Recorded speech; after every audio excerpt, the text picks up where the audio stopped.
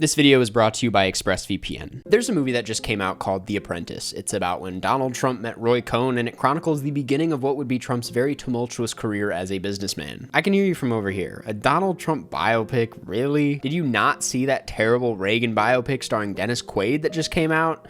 I did not, and neither did most people. Listen, when it comes to political biopics, at least the newer ones, I'm usually not a huge fan. They end up feeling like a bunch of actors who just wanted to do a voice, wear a bunch of makeup, and pat themselves on the back for making a film that has no influence over its already decided audience. I still don't hate Vice that much, but let's not open that can of worms. But The Apprentice is interesting because it's directed by Ali Abbasi, known for 2022's highly acclaimed Holy Spider, as well as Border. He's no nobody. More interestingly, it stars Sebastian Stan as young Donald Trump, as well as Jeremy Strong as Roy Cohn. It premiered at Cannes, which is worth something. And basically, if Jeremy Strong is wearing a suit on camera and he's playing someone with Roy in the name, I gotta see it. So that's how we ended up here. This film has some fascinating backstory though. One of the film's investors, Dan Snyder, who also happens to be friends with Trump, was furious after seeing a cut of the film back in February because it wasn't the positive portrayal he expected it to be. I don't know how dumb you have to be to see the people attached to this and think it would paint Trump in a positive light. Is one of Maria Bakalova's most iconic moments not that Rudy Giuliani thing? Has he heard of Succession? Does he know what it's about? Come on, brother. And after the film premiered at Cannes in May, though Trump hasn't personally commented on the film at the time of this recording, his lawyer did hit the filmmakers with a cease and desist to prevent it from being distributed. And so basically, after a rocky road, never knowing if it'll ever end up getting distribution, The Apprentice has finally arrived just in time for the election with a limited release from a much smaller company. And I saw it. Oh boy, did I see it. Like, just by buying a ticket to this movie, I feel like I'm on a list now. What if there was someone out there who kept log of every single thing you've ever done online? Sounds unsettling, right? Well, that's happening. Your internet provider is allowed to keep logs of every website you've ever visited and can legally sell this data to anyone. And that's why I love today's sponsor, ExpressVPN. ExpressVPN reroutes your internet connection through their secure servers so your internet provider can't see or log what you do online. I know what you're thinking. If all my data is being routed through a VPN, doesn't the VPN see what I'm doing and log that data instead? And you're right to be worried about that because many VPNs have claimed to have a no logs policy but have been caught logging customer activity anyway. But ExpressVPN uses trusted server technology, making them very trustworthy in my eyes. And you have to take my or ExpressVPN's word for it. ExpressVPN is so confident in their no logs claim, they even had one of the biggest assurance firms, PwC, audit their technology. Not to mention the obvious perk, which is that you can access streaming service libraries from anywhere in the world. Using Netflix without ExpressVPN is like going to the climbing gym and you only get to climb on the kiddie wall. What fun is that? Like one time I wanted to access more French films from Netflix, and to do so, all I had to do was just open the app, connect to France with one click, refresh the page, and all of a sudden I had access to a ton of movies I couldn't find anywhere else. Find out how you can get 3 months free by scanning the QR code on screen, clicking the link in the description, or by going to expressvpn.com/Karsten. So all the drama aside, how is the actual film? Well, something I will say right off the bat is, unlike a lot of political biopics, I didn't just brush this one off my shoulder seconds after leaving the theater. It stuck with me. And I think that's because Trump has, for my entire life, been a larger-than-life figure, so detached from reality that I could never really see him as a real human person. And this film, despite painting him in a pretty vulgar way, still humanizes him. That's kind of the goal. You see a side of the man that is a bit jarring to watch unfold, but is crucial in why this film exists in the first place. This film doesn't humanize him for you to empathize with him. It does it so we can better understand him. Sebastian Stan even says in a New York Times interview about the film that we need to stop talking about him like he's a being from outer space. He's been made on this planet like the rest of us. And part of the film's successful humanization is in Stan's masterful performance. The idea of a biopic about Trump is mostly worrisome because it implies someone needing to play Trump.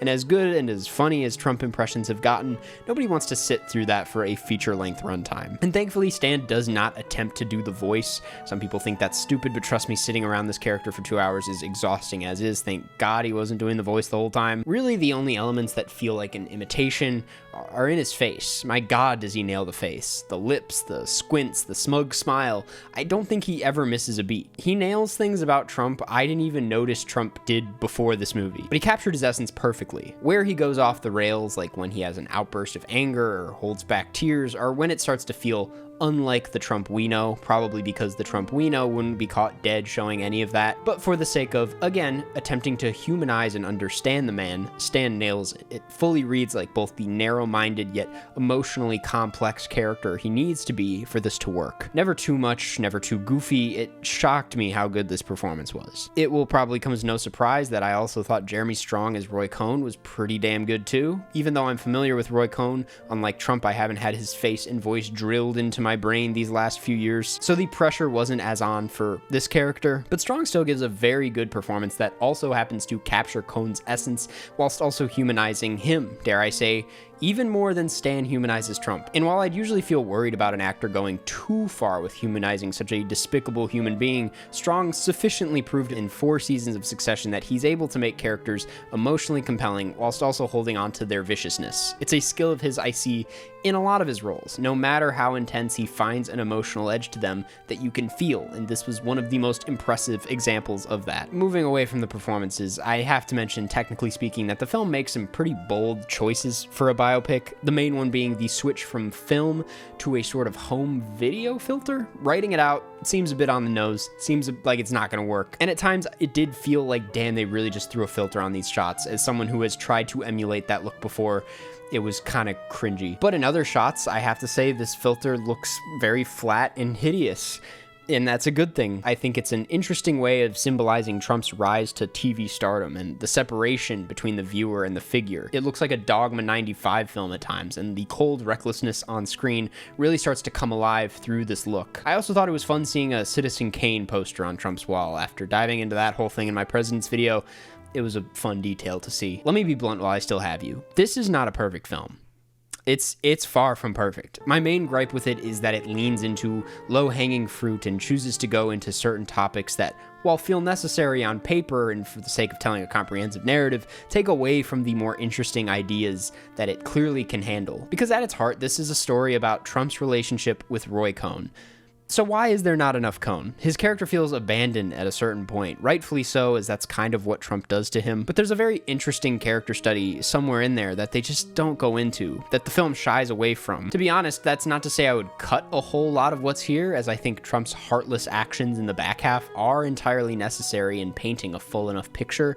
I would just honestly make this thing longer. This movie is very entertaining, and I would not complain if we had like a 3-hour picture on our hands, though I'd understand if the filmmakers would want to keep it under that for the sake of accessibility. Here's the thing about this film. I've heard people critique it as not stabbing hard enough, not saying anything we don't already know, and while that may be true, I think what it does say and how it says it is pretty fascinating. I think it's easy after these last few years to look at Donald Trump as the root of so many problems, because he is, but going back to what Stan said in that interview, people treat him like he came from outer space and just became this ruthless, powerful being. But he didn't. He was at one point a person, and this film is exploring how he became the dangerous, heartless, and incredibly powerful person we know him as today. And I don't think it's as simple as saying Roy Cohn created Trump. Instead, it attempts to explore why Roy Cohn led the way he did, how he created Trump. And in coming at it from that angle, it actually says a lot of interesting things about the system, how it treated Roy Cohn. I don't mean for this to sound like I'm trying to take blame off of Trump,